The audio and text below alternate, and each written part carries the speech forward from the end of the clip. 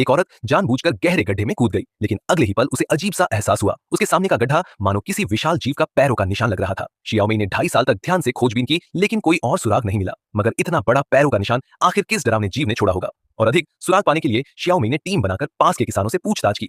असल में उसी दोपहर जब बूढ़ा दंपति चाय पीने की तैयारी कर रहा था, तभी बाहर उनका बड़ा कुत्ता जोर जोर से भौंकने लगा।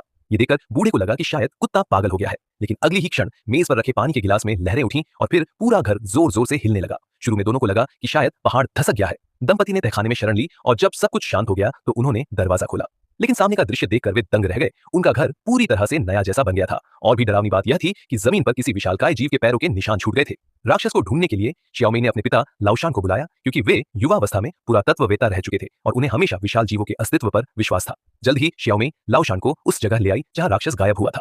लाओशान ने एक नजर डालते ही कुछ असामान्य पाया। शियाओमी और उसकी टीम ने आगे जाकर निरीक्षण किया, लेकिन उसी क्षण पिता लाओशान ने कहा कि यहाँ की भौगोलिक संरचना में बदलाव हुआ है। आखिर वह 20 साल से यहाँ रह रहे थे और किसी भी छोटे से छोटे परिवर्तन से भी वह अछूते नहीं रह सकते थे। चिंतित शियाओमी जैसे ही नोटबुक निकालने लगी, तभी अचानक पीछे की विशाल चट्टान जीवित हो उठी।